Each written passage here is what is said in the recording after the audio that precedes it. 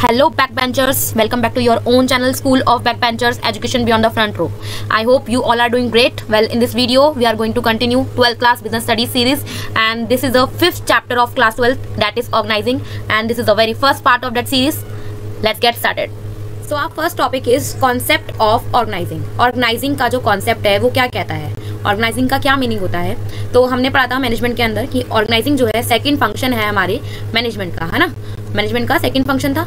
तो organising is the process of putting plans into action by clearly defining jobs, roles and responsibilities, using resources efficiently to achieve goals. तो first function था हमारा planning. Planning हमने कर लिया है हमारे गोल्स को अचीव करने के लिए। अब प्लानिंग को एग्जीक्यूट करने के लिए नेक्स्ट हमारा स्टेप जो रहेगा वो रहेगा हमारे प्लान को एक्शन में लेकर आना। कैसे? हमारे जो रोल्स हैं, जॉब्स हैं, रिस्पॉन्सिबिलिटीज हैं, उसको क्लियरली डिफाइन करके कि किसकी क्या जॉब होगी, किसका क्या रोल होगा, किसका क्या रिस्पॉन्सिबिलिटीज होंगी। ठीक है। हमारे जितने भी रिसोर्सेज हैं, हमारे फिजिकल रिसोर्सेज हैं और जो हमारे ह्यूमन रिसोर्सेज हैं, हमारे पर्सनल्स हैं, तो उनको हमें बेस्ट मैनर में यूज करने हैं हमारे गोल्स को अचीव करने के लिए। तो भी बेसिकली यहाँ पे मेन जो रोल है वो ह्यूमन रिसोर्स का है कि किस तरीके से हमारे पर्सनल्स की जो बेस्ट क्वालिटीज हैं, एक्सपर्टीज हैं, स्किल्स हैं, एक्सपीरियंसेस हैं, उसको यूज करते हुए, उसको ध्यान में रखते हुए हम उनको करेक्ट जॉब दें, करेक्ट रोल दें, करेक्ट रिस्पॉन्सिबिलिटी दें, ताकि हमारे जो गोल्स हैं उसको स्मूथली अचीव किया जा सके।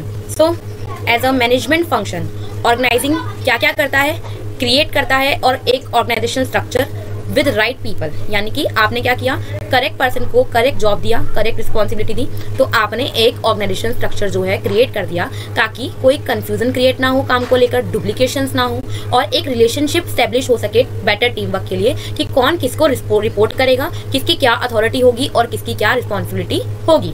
बेटर अंडरस्टैंडिंग के लिए हम एक एग्जाम्पल लेते हैं। मान लो कि एक मोबाइल फोन कंपनी है, उसने क्या किया है, अपने स्ट्रक्चर को डिफरेंट डिपार्टमेंट में बांट दिया है। जैसे रिसर्च एंड डेवलपमेंट का एक डिपार्टमेंट होगा, मैन्युफैक्चरिंग का एक, मार्केटिंग का एक, सेल्स का अलग होगा, कस्टमर सर्विस का अलग होगा, और सबको जो स्पेसिफिक रोल्स दिए हैं वो उनकी एक्सपर्टीज के हिसाब से दिए गए हैं। ठीक है। तो मेन जो उनका एक्चुअली गोल क्या रहेगा, सब अपने अपने डिपार्टमेंट में काम करेंगे अपनी एक्सपर्टीज के हिसाब से, अपने रोल्स के हिसाब से, है ना। बट कॉमन गोल सबका रहेगा कि स्मार्टफोन्स को सेल करना। ठीक है।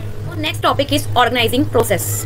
ऑर्गेनाइजिंग कैसे किया जाए, क्या स्टेप बाय स्टेप इसकी प्रोसेस है वो हम इसमें पढ़ने वाले हैं। हमारे टोटल 4 स्टेप्स हैं। पहला जो स्टेप हो जाता है हमारा वो जाता है आइडेंटिफाई एंड डिवाइड वर्क। आपका जो टोटल वर्क है उसको आप छोटे छोटे टास्क के अंदर ब्रेक कर दो।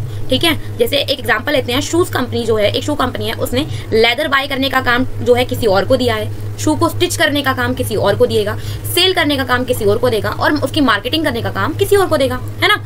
तो पूरा काम क्या है, शू बनाकर बेचना, उसको डिफरेंट छोटे छोटे टास्क के अंदर बांट दिया गया और लोगों की स्किल्स के हिसाब से उनको वो टास्क दे दिया गया। सबसे पहले क्या इसका मेन रीजन है, क्यों किया जा रहा है, ताकि काम को लेकर कोई कंफ्यूजन ना हो, कोई डुप्लीकेशन ना हो। ठीक है ना।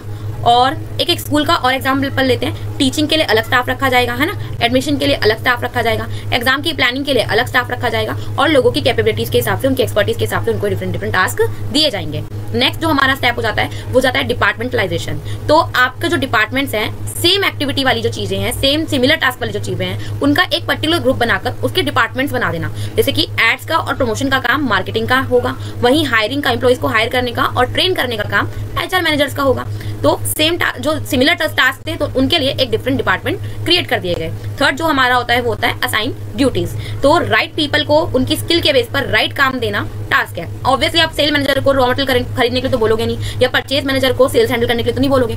परचेज मैनेजर की जो एक्सपर्टीज है वो परचेज से रिलेटेड है, तो उसको रॉ मटेरियल को बाय करने का काम दोगे और सेल्स मैनेजर को सेल्स हैंडल करने का काम दोगे। एंड लास्ट जो स्टेप आता है हमारा वो होता है कि एक रिलेशनशिप स्टैब्लिश करना कि who will report whom, define करना who report to whom for clarity, ताकि कोई कंफ्यूजन ना हो। तो जैसे कि सेल्स एग्जीक्यूटिव जाकर किसको रिपोर्ट करेगा, सेल्स मैनेजर को, और एक क्लर्क जो है वो किसको रिपोर्ट करेगा, ऑफिस सुपरिटेंडेंट को, है ना। तो ये हमारे टोटल 4 स्टेप थे। सबसे पहले काम को बांट देना छोटे छोटे टास्क में। अब जो सिमिलर टास्क है उसका एक सिंगल पर्टिकुलर डिपार्टमेंट बना देना। ऐसे डिफरेंट डिपार्टमेंट बन सकते हैं, है ना। परचेज का अलग बनेगा, मार्केटिंग का अलग बनेगा, सेल्स का अलग बनेगा, प्रोडक्शन का अलग बनेगा।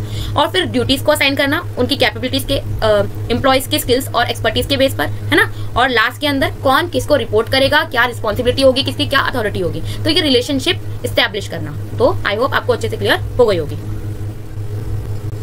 ओके गाइज, आई होप आपको concept of organising and organising process अच्छे से क्लियर हो गया होगा। अगर हो गया है तो क्वेश्चंस पढ़िए, समझिए, आंसर्स कमेंट बॉक्स में लिखिए, और कोई डाउट है नहीं समझ में आया वो भी कमेंट बॉक्स में लिख सकते हैं आप। मिलते हैं नेक्स्ट वीडियो के अंदर नेक्स्ट पार्ट के साथ, पर उससे पहले don't forget to subscribe and like the video, and तब तक के लिए बाय।